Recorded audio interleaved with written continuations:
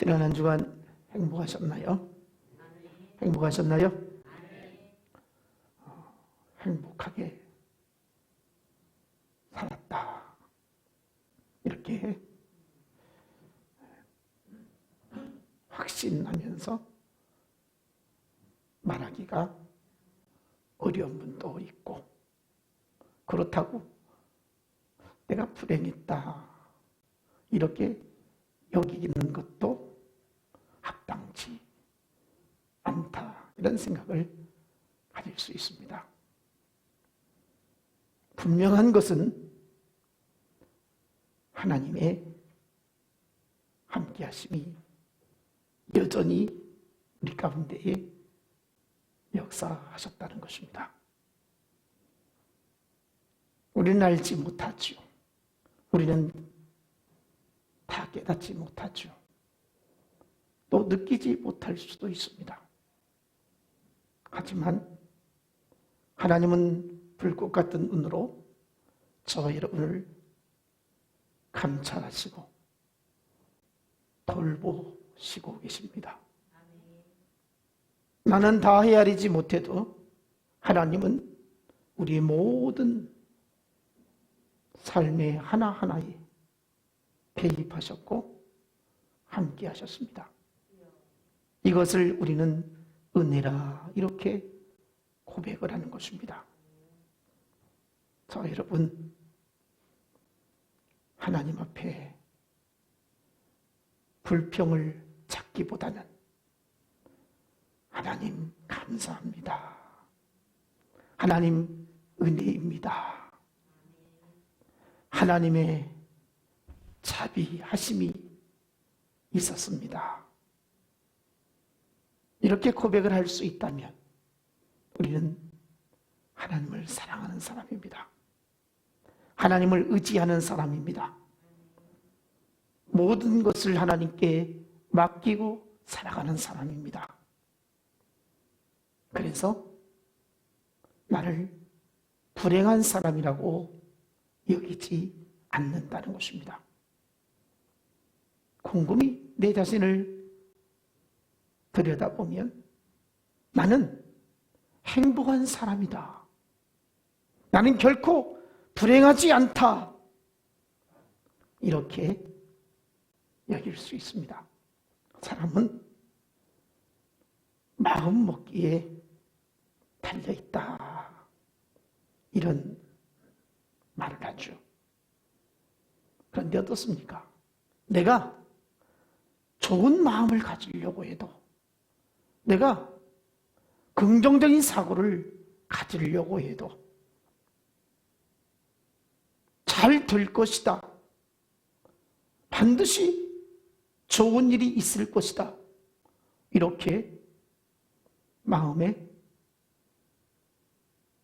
정리를 하고 그렇게 기대를 합니다. 그런데 어떻습니까? 현실은 그렇지 못할 때가 훨씬 더 많습니다.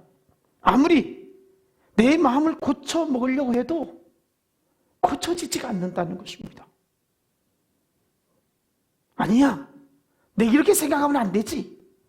아니야, 내가 마음을 다 잡아야지. 마음을 내가 중심을 바로 잡아야지, 이렇게 생각을 하지만 생각대로 마음을 붙들지 못한다는 것입니다. 고쳐먹으려고 해도 안 되는 부분이 참 많다는 거예요. 저 같은 경우에는 자녀 교육이 내 마음 먹은 대로 안 된다는 거예요. 제가 성장 시절을 생각하면서 아이들에게 이 바라는 기준이 있어요. 아빠는 어렸을 때 이렇게 살았다, 청소년기는 이렇게 살았다, 청년 때에는 이렇게 살았다, 너희들도 이렇게 살아야 돼 하는 것이 부모의 생각입니다. 그런데 어떻습니까? 부모가 원하고 바라는 그 기준을 정해놓고 그 기준에 따라서 살아가기를 원한다는 것이죠. 그런데 그 기준에 못 미치게 되어질 때에는 속이 터지는 거예요. 그래서 어떻습니까? 마음을 다스려야지. 그냥 그러려니 해야지. 이런 생각을 가져요. 그렇지만 안 되더라는 거예요. 내 마음을 다 잡으려고 해도 못 견디게 감당할 수가 없는 그런 모습을 보여진다는 거예요. 102세가 된 연세대학교 철학과의 명예교수인 김형석, 북한에서 넘어오신 분인데, 그 교수님이, 어떤 기자가 교수님, 자녀 교육을 어떻게 시켜야 좋습니까? 이렇게 물었어요. 그랬더니 그 교수님 대답하시는 말씀이, 자녀들을 내 방식으로 키우지 말라는 거예요. 부모의 방식으로, 부모의 기준에 따라서 자식을 그렇게 따라오기를 바라지 말라는 거예요. 신세대, 젊은 세대, 이 어린 청소년들, 청년들, 이들에게 자유를 주라는 거예요. 자식 교육에 있어서 그 부모가 살았던 그 시대와 지금 젊은 세대들이 살아가는 환경은 너무 다르다는 거예요. 그런데 부모가 살았던 그 양식대로, 그 방식대로 살아야 한다, 이런 생각을 부모가 떨쳐버려야 한다는 거예요. 지금 신세대들에게는, 자녀들에게는 자유를 주라는 거예요. 그리고 그 자유를 가지고 자기가 원하는 것을 선택하라는 거예요. 마음껏 이것이든 저것이든 다 선택을 하라는 거예요. 네가 원하는 말을 해보라는 거예요. 그래서 그 결과가 네가 바라는 그것을 성취되었다면 그대로 쭉 나가는 것이고, 네가 도전을 했는데, 네가 모험을 걸었는데, 네가 선택을 했는데 그것이 성취되지 아니했다면, 실패가 되어졌다면, 문제가 생겼다면, 이제 네가 가는 길에서 궤도를 수정해서 다른 길을 찾아보라는 거예요. 이것이 자녀 교육의 첫 번째라는 거예요. 여러분 어떻습니까? 저는 이 기사를 보면서 내가 지금 잘못 생각하고 있고 잘못 가르치고 있구나, 이렇게 생각을 하는 거예요. 내가 아이들을 내 마음에 흡족한 대로만 키우려고 했는데 이것이 지극히 잘못된 자녀 교육이었구나, 이런 생각을 해요. 그러면서 너희들이 하고 싶은 대로 무엇이든지 도전해보고 선택하고 그 결과를 너희들이 쓴맛을 보면서 깨달아라, 이렇게 마음을 내려놔야 하는데 어떻습니까? 제가 조금씩 내려놓고자 하지만 그냥 아이들이 원하는 대로 마음껏 살도록 허용하고 싶지만 이게 안 된다는 거예요. 여전히 그 내 생각을 벗어나지 못하고 그 기준 안에서 지금 붙잡혀 있다는 거예요. 오늘 설교 제목이 무엇입니까? 마음 먹기에 달려있다. 제가 이렇게 마음을 먹었는데도 불구하고 그 마음 먹은 대로 가져지지 않더라는 거예요. 누구나 내가 불행한 자라고 여기면 정말 나는 불행한 자가 되는 것이고, 내가 행복한 자라고 여기면 행복한 사람이 되는 것인데, 내가 마음을 어떻게 갖느냐에 따라서 내 자신의 삶을 내가 행복을 만들어 가는데 그 행복을 놓치는 경우가 많다는 거예요. 우리가 인생을 살아가면서 행복을 빼앗기는 것이 얼마나 많은지 몰라요. 사람은 누구를 막론하고 자기 감정을 다스리기가 굉장히 어렵다는 것이죠. 내 행복을 빼앗아가는, 그래서 감정을 다스리지 못하는 그런 일들이 얼마나 많이 우리 앞에 놓여 있는지 몰라요. 여러 가지가 있겠죠. 여러분, 우리가 행복하지 못하다고 생각될 때가 언제입니까? 이 세상을 살아가는 데에는 필수적으로 필요한 것이 바로 돈이에요. 돈이 없으면 불행하다고 느껴져요. 때로는 비참하게 느껴져요. 살맛이 나지 않아요. 명예를 잃으면 너무 허전하고 불행하다는 생각이 들어요. 명예는 우리가 어떤 권세를 떠오르기가 쉬운데, 그것만이 아니고 내 자존심이 상하거나 내 자존감을 떨어뜨린 일들을 경험할 때에 굉장한 그 수모감에, 그 모욕감에 견딜 수가 없는 거예요. 다시 말하면 사랑받아야 할 사람에게 사랑받지 못할 때의 그 심정은 너무 아픈 거예요. 인정받지 못하고 무시당하거나 버림받았다고 생각될 때에 참 나는 불행한 사람이다, 이런 생각이 드는 거예요.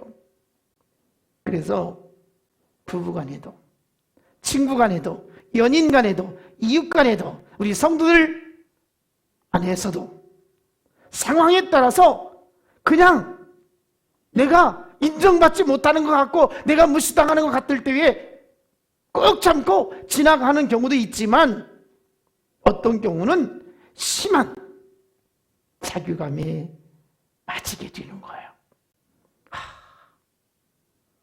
내가 이런 존재였던가, 분노가 치밀어 오르죠. 견딜 수 없는 아픔을 갖습니다.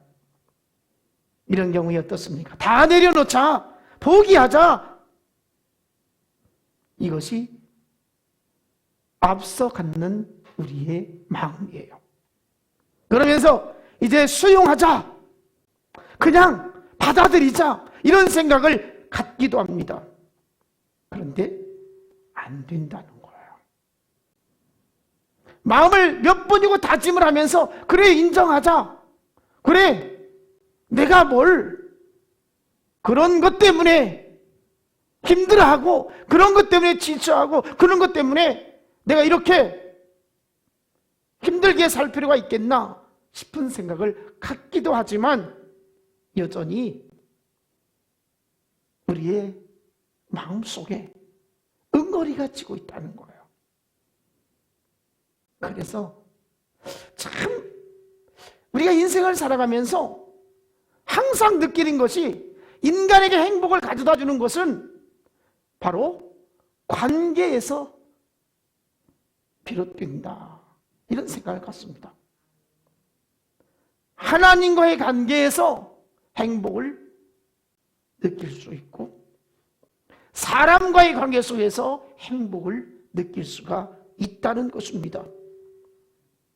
여러분, 무엇보다 우리는 하나님과 관계 속에서 교통하는 관계를 가질 때에 행복한 인생을 살 수가 있습니다. 그리고 사람과의 관계를 잘 가져야 됩니다. 친구 관계를 잘 가져야 돼요. 이웃 간의 좋은 관계를 가져야 돼요. 가족들 간의 관계를 잘 가져야 돼요. 교인들 간의 서로 관계를 아름답게 형성해야 되는 것입니다. 주변에 가까이 있는 사람들과 관계가 좋아지면 좋아질수록 인생이 행복해지는 거야. 그런데 함께하고 있는 사람들과 관계가 깨어지면 깨어질수록, 불편하면 불편할수록 내 인생이 불행하다고 느껴지는 거예요. 우리 인생은 어떻습니까? 여러분의 지금 삶이 행복하다고 여깁니까? 불행하다고 여깁니까?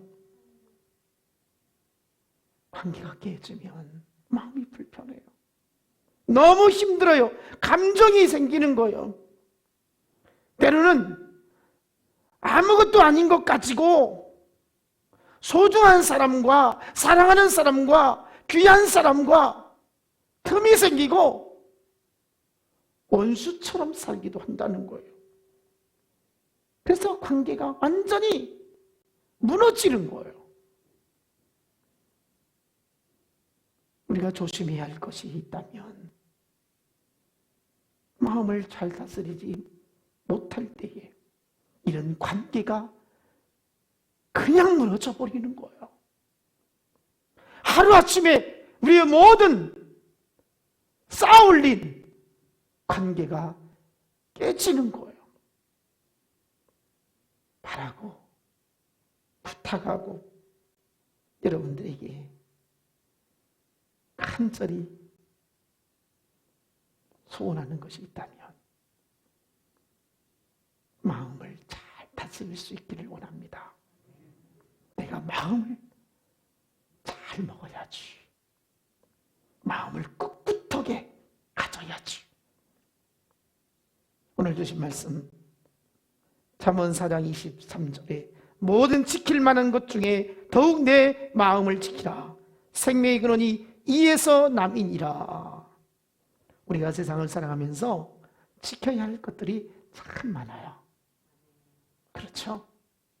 지켜야 할 것들이 얼마나 많은지 몰라요. 아프지 않도록 하기 위해서 건강을 지켜야 돼요. 또 물질 때문에 고통당하지 않도록 하기 위해서는 재물을 잘 지켜야 돼요. 명예도 잘 지켜야 돼요. 내 자존심도 잘 지켜야 돼요. 내 위치도 잘 지켜야 돼요. 또 사랑도 잘 지켜야 돼요. 자녀들도 잘 지켜야 돼요. 이처럼 우리가 지켜야 할 것들이 참 많아요. 그런데 이렇게 모든 것을 지키는 것보다 더 지켜야 할 것이 있다면 오늘 우리 주신 말씀, 모든 지킬 만한 것 중에 더욱 내 마음을 지키라. 내 마음을 지키라는 거예요. 모든 지킬 만한 것이 많이 있지만 그 가운데에 내 마음을 지켜야 한다. 여러분, 마음을 지킬 수 있기 바랍니다. 마음이 유동치지 않기를 원합니다. 마음을 잘 써야 됩니다. 마음을 추스려야 되는 것입니다. 내 마음이 어떠하냐에 따라서 내 생활이, 환경이 어떻게 변할지 모른다는 거예요.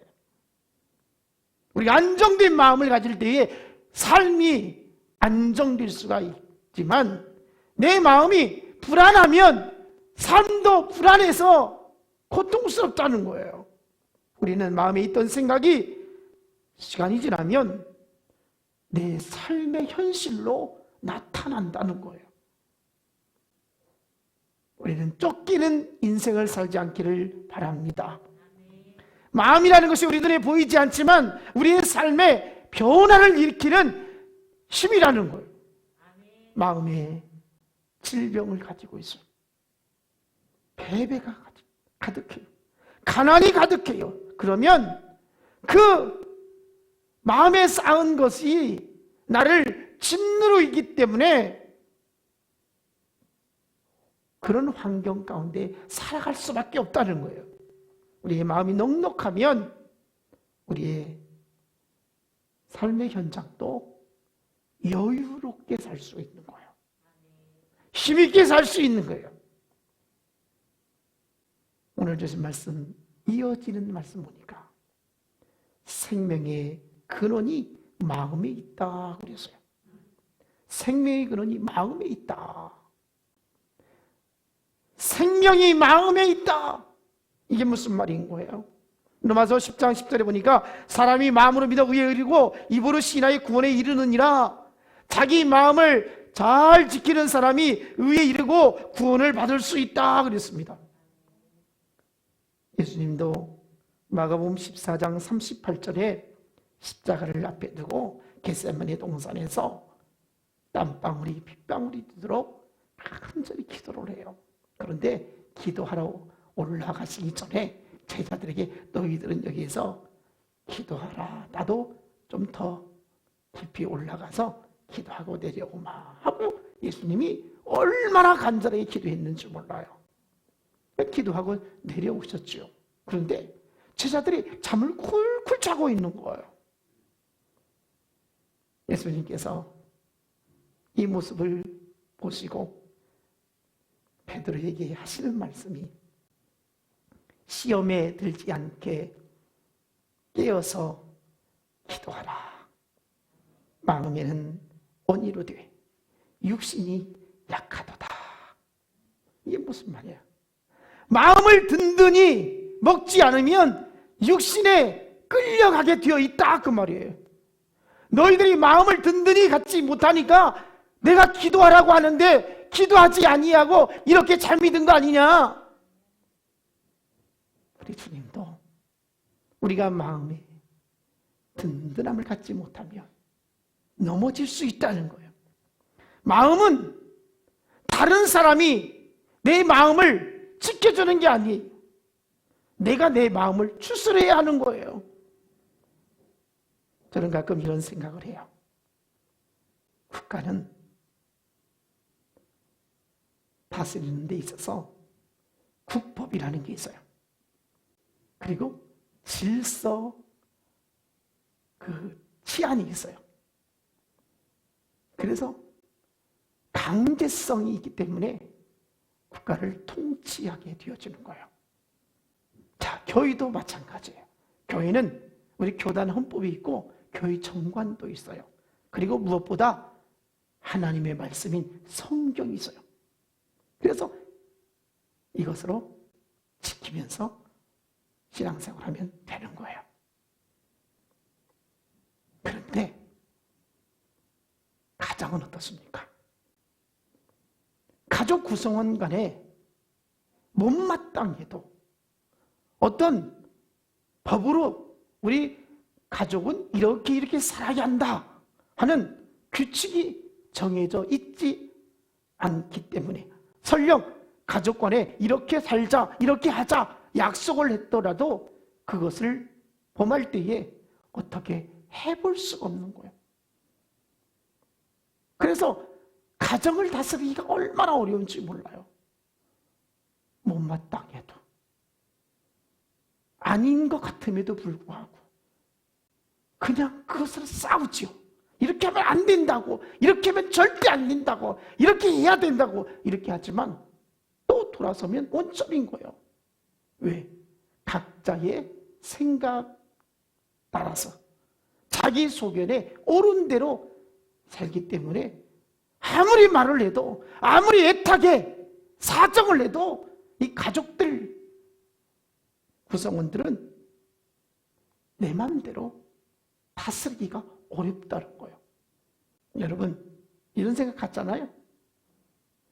가장은 가족들 한 사람 한 사람을 다스리기가 어렵고 또 아내는 남편이나 자녀들을 다스리기가 어렵고 자녀들 입장에서는 부모가 마음에 안 드는 거예요. 그럼에도 그냥 살아가는 거예요. 그런데 여기서 중요한 것은 바로 한 사람 한 사람의 마음 씀씀이라는 거예요. 여러분, 그래서 사람을 다스리는 게 가장 어렵다. 한 사람 한 사람의 마음을 스스로가 다스리는 것이 가장 힘들다. 이런 생각을 갖게 되어지는 것입니다. 잠언 16장 32절에 보니까 노하기를 더디하는 자는 용사보다 낫고 자기의 마음을 다스리는 자는 성을 빼앗는 자보다 나으니라. 감정을 다스리는데 너무 어렵다는 거예요. 화를 잘 참는 사람은 용맹스러운 군사보다 낫고 자기의 마음을 다스리는 사람은 성을 점령한 사람보다 낫다는 거예요. 누구나 성을 빼앗는 자는 굉장한 힘을 가진 자임에 틀림이 없습니다. 그러나 그 사람보다 더 훌륭한 사람은 자기 마음을 다스리는 사람이라는 거예요. 자기 마음을 다스리는 사람이 굉장히 힘 있는 사람이라는 거예요. 왜 그렇습니까? 내 마음을 내가 알 수가 없어요. 아침에 가졌던 생각이 저녁에는 바뀔 수가 있어요. 내 감정을 내가 어떻게 조절할 수가 없는 거예요. 우리는 일상생활에서 누군가를 향하여 이 적대감을 갖는다든지 갈등을 해소하지 못하고 가슴에 품고 살아가기도 합니다. 때로는 감정을 숨겨야 하는지 표출해야 하는지 내가 나를 조절하지 못할 때가 있습니다. 내 마음을, 내 감정을 스스로 다스리지 못한다는 거야. 이럴 때 어떻게 해야 되겠습니까? 우리는 생각의 전환이 필요합니다. 이런 생각을, 부정적인 생각을, 나쁜 생각을 떨쳐버려야 한다는 거예요. 현재 자신의 상황이나 모습이 만족스럽지 못하거나 못마땅히 여겨질 때에 거침없는 말을 한다든지 폭발하는 경우가 있어요. 이때에 우리가 흔히 어떻습니까? 내가 저 사람을 만나지 않았어야 하는데 내가 왜 이런 환경을, 이런 만남을 갖게 되었나 하고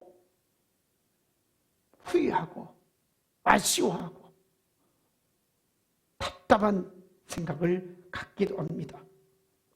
그러면서 우리는 누군가에 이렇게 충돌을 가질 때마다 네가 전에 그랬잖아, 분명히 네가 이렇게 말했잖아, 너 이렇게 했지 하면서 옛날 이야기를 자꾸 꺼내면서 과거에 집착해가지고 전혀 미래를 향해서 한 발자국도 나아갈 수 없는 그 지경에 빠뜨린다는 거야. 여러분, 우리는 살아가면서 너무 과거에 잘못된 것 때문에, 부정적인 것 때문에 그것에 매여가지고 미래를 어둡게 만드는 일이 없기를 바랍니다. 여러분, 우리는 너무 스트레스를 많이 받으면 우울감이 생기고 얼마나 인생이 무거운 짐이 나를 짓누르며 살아가는지 모릅니다.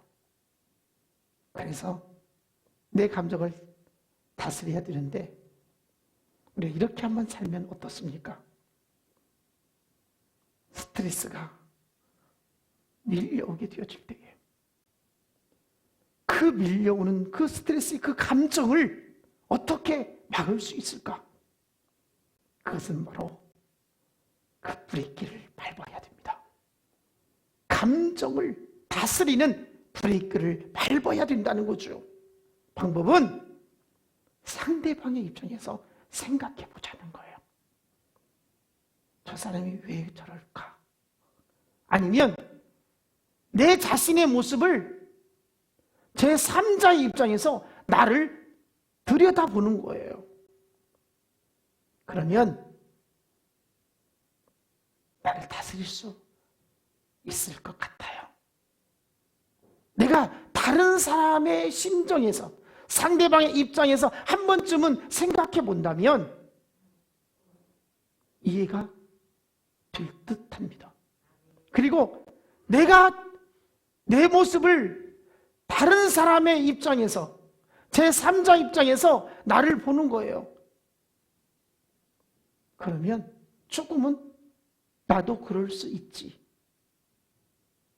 내가 다른 사람이 나에게 관용을 베풀고 이해하기를 바라는 것처럼 내가 저 사람에게 그렇게 생각할 수 있지. 이런 생각을 가질 수가 있다는 것입니다. 어떤 가게에 물건을 사러 갔어요. 그런데 이 점원이 막 퉁명스럽게 말을 함부로 하는 거예요. 손님은 왕인데 왕이 아니라 마치 구걸하러 온 사람 취급을 하는 거예요. 이때에 보통 사람은 이딴 식으로 장사하려면 하지 말라고, 타장 나오라고 소리를 고래고래 지르면서 그 점원을 아주 호되게 책망을 할 거예요. 그런데 우리가 이럴 때 마음을 추스리라는 거예요. 이럴 때 마음을 추스리면서 혹시 집안에 무슨 일이 있었나? 사장한테 혼났나? 저 사람이 왜 저렇게 인상을 쓰고 있지? 나하고 아무런 관계도 없는데, 내가 아무런 잘못도 없는데 왜 나한테 저러지? 하면서 그 사람의 심정을 한 번쯤 들여다보라는 거예요. 그러면 조금은 이해가 된다는 거예요. 부딪히지 말고 그 상대방이 나를 향해서 불쾌감을 표했는데 왜 저 사람이 나하고 아무 연관성도 없는데, 내가 자기한테 뭐라고 한 말도 없는데 그저 그냥 문 열고 들어간 것뿐인데 왜 이렇게 나한테 저렇게 했을까? 분명 그 사람에게 그만한 이유가 있을 것이다. 이렇게 생각을 하라는 거예요. 원인을 다른 데서 찾는 것이 아니라, 이 현상에서 찾는 것이 아니라 보이지 않는 그 상대방의 딱한 입장을 한번 생각해 보자는 거예요. 며칠 전에 저희 큰 누님이 관양에서 살다가 몇 달 전에 이사를 왔어요. 그래서 이 누나 권사님하고 이야기를 하다가 저에게 하는 말이, 남북교회를 몇 주 예배를 드리러 다녔었는데 지난주일에 등록을 했다는 거예요. 그 말을 듣는 순간 굉장히 섭섭했어요. 왜냐?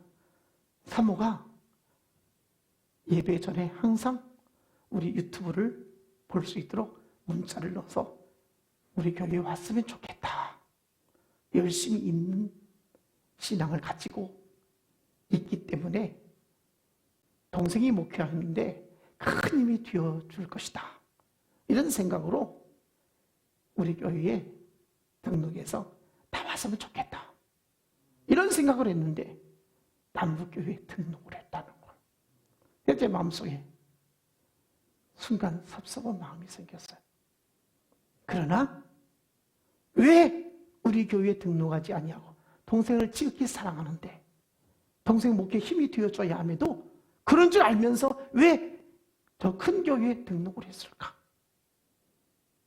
처음에는 순간 섭섭한 마음을 갖다가도 이유가 있겠지, 그럴 만한 까닭이 있겠지 하면서 이해가 되어지고 그냥 받아들여지는 거예요. 그것 때문에 스트레스 받고 그것 때문에 힘들어하고 하면 누가 손해예요? 내가 손해인 거예요. 그래서 우리는 교회 생활하면서 어떤 일을 시험 들어서 깊은 시름 가운데 빠져 있으면 내가 손해인 거예요. 내가 떨쳐버려야 된다는 거예요. 영적인 슬럼프에서 빠져 있으면 내 영혼이 손해가 되는 거예요. 우리는 그까짓 것 다 털어버리고 일어서야지, 이래야 되는 거예요. 우리가 누군가가 시험에 빠져 있어요. 집사님 이러시면 안 돼, 권사님 이러시면 안 돼, 교회를 사랑해야 돼, 우리 함께 하자, 이렇게 말을 해요. 그런데 얼마 못 가가지고 자기는 아무것도 아닌 거 가지고, 전에 이 사람은, 이 권사님은, 이 집사님은 시험 들을 만한 거리가 있었어요. 그런데 자기는 그것보다 아무것도 아닌 거 가지고 말 한마디 들은 것 가지고 뭐 어쩌다고 해가지고 더 깊은 상처를 받아가지고 교회를 나가네 들어가네 그런다는 거예요. 왜 그렇습니까? 사람의 마음을 다스리지 못하기 때문에 그래요. 부정적인 생각을 떨쳐버리고, 내가 왜 이런 생각을 하지? 내가 이렇게 하면 안 되는데? 하면서 정신을 차리라는 거죠.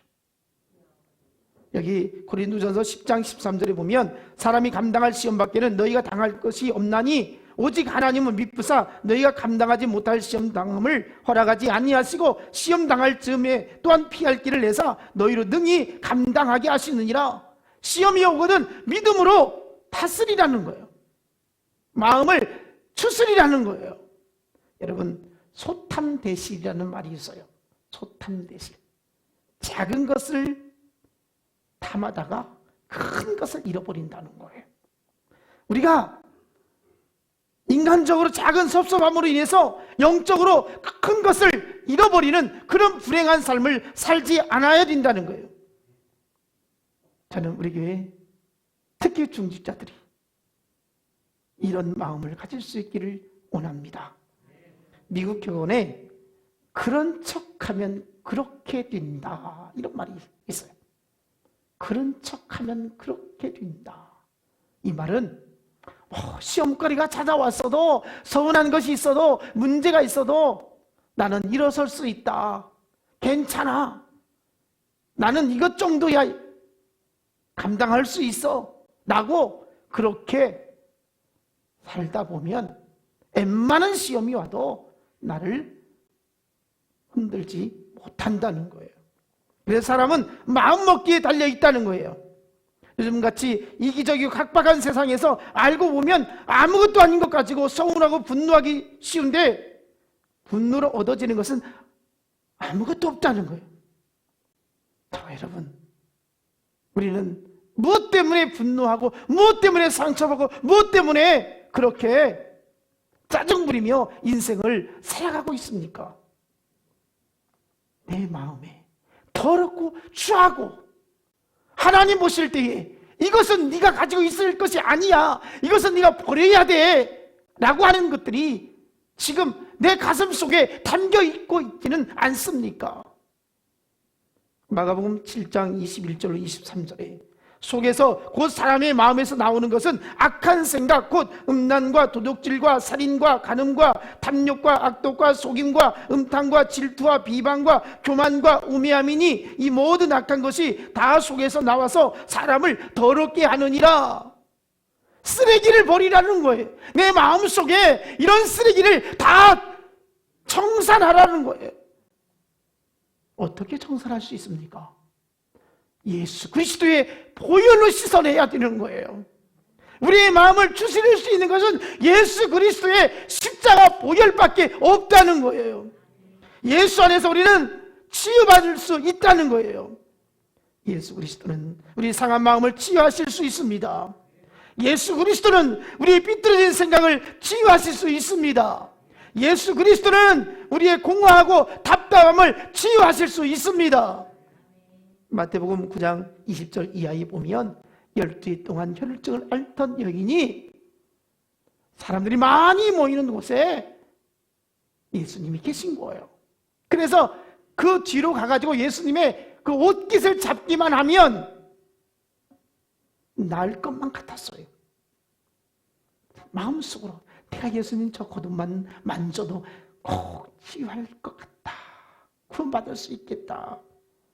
그런데 예수님께서 이렇게 행동한 그 12일 동안 혈루병을 앓던 그 여인에게 하시는 말씀이 있어요. 그게 무엇입니까? 바로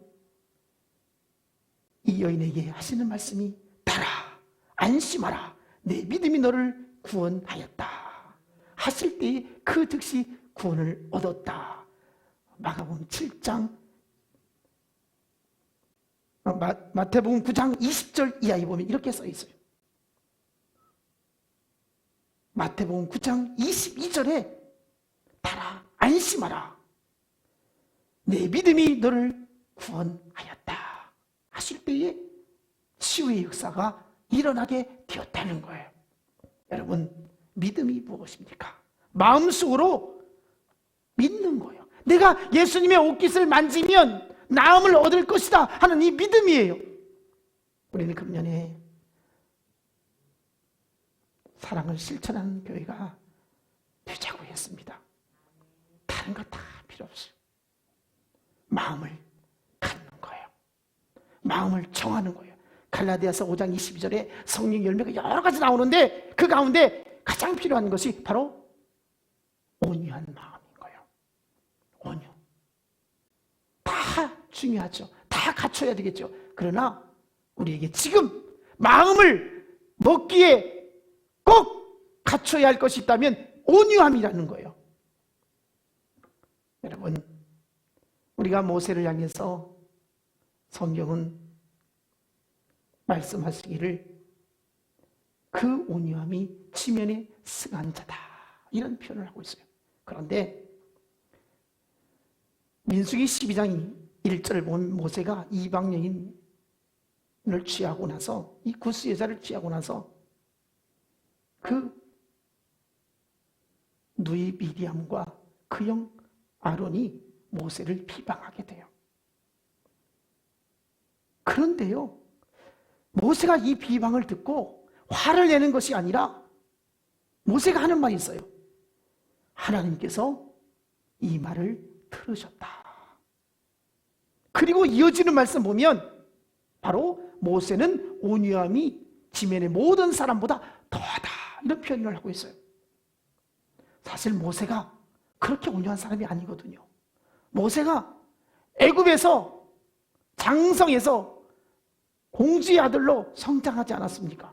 그런데 어느 날 사람들이 모이는 곳에 가보니까 이 애굽 사람이 이스라엘 사람들을 막 때리고 폭력을 쓰는 거예요. 화가 나가지고 애굽 사람을 쳐 죽였어요. 그리고 모래에 숨겨버렸어요. 그리고 그 다음에 또 가니까 이제 이 이스라엘 백성들끼리 또 싸우는 거예요. 그래서 거기서 또 모세가 난리를 치는 거예요. 그래서 이스라엘 백성들이 전에는 애굽 사람을 죽이더니 이제는 우리를 죽이려고 하냐고 그렇게 해요. 그래서 모세가 거기서 살지 못하고 도망을 쳐요. 그리고 예수님이 모세가 시내산에서 기도하고 내려올 때에 십계명 2돌판을 받아서 내려와요. 그런데 산 아래에서 행한 일이 무엇이냐면 아론을 비롯해서 이스라엘 백성들이 금송아지 상을 만들어 놓고 바로 이 금송아지 상이 우리의 신이다. 이 신이 우리를 지켜주신다 하면서 거기에 제사를 지내고 막 춤추며 노래하고 거기서 노는 거예요. 그래서 하나님께서 받은 그 십계명 2돌판을 던져버려요. 그리고 이스라엘 백성들이 광야에서 목마르다고 물 먹고 싶다고 하니까 하나님께서 모세야 그러면 반석을 향해서 소리를 쳐라 물을 내라 이렇게 말씀하셨어요. 그런데 이스라엘 백성들 목전 앞에서 어떻게 했냐면요, 지팡이를 가지고 반석을 2번을 내리쳐요. 화딱지가 나면 짜증 부리면서 내리쳐요. 그저 하나님께서는 내 지팡이를 가지고 저 반석을 향해서 선포하라 하면 물이 꿀꿀 쏠 것이다. 그런데 모세가 지팡이를 가지고 반석을 세게 내리쳐버려요. 힘들다고 하면서. 어쨌든 물은 솟아났지만 이 사건으로 인해서 모세가 저 가나안 땅에 들어가지 못하고 저 느보산 꼭대기에서 가나안 땅을 바라보면서 마지막 인생을 마치게 되는 거예요. 바로 이런 사람이 모세가 얼마나 성질이 급한 사람인데 지면에 그 온유함이 그 어떤 사람보다 더하더라. 이렇게 표현을 하고 있어요. 왜? 마음을 추스렸기 때문에, 마음을 다스렸기 때문에. 여러분, 오늘 우리가 이렇게 마음을 다스릴 수만 있다면 얼마나 신실한 그리스도인이 되겠습니까? 저와 여러분, 오늘 하나님 앞에서 우리 예수님이 나는 마음이 온유하고 겸손하니 나의 멍에를 메고 내게 배우라. 그리하면 너희 마음이 쉼을 얻으리라. 마태복음 11장 29절 말씀 있잖아요. 이 말씀대로 우리도 예수님의 마음을, 그 온유한 마음을 따라서 겸손하게 마음을 잘 다져서 인생을 행복하게 살아가는 우리 모두가 되어지기를 주님의 이름으로 축복합니다. 기도하겠습니다.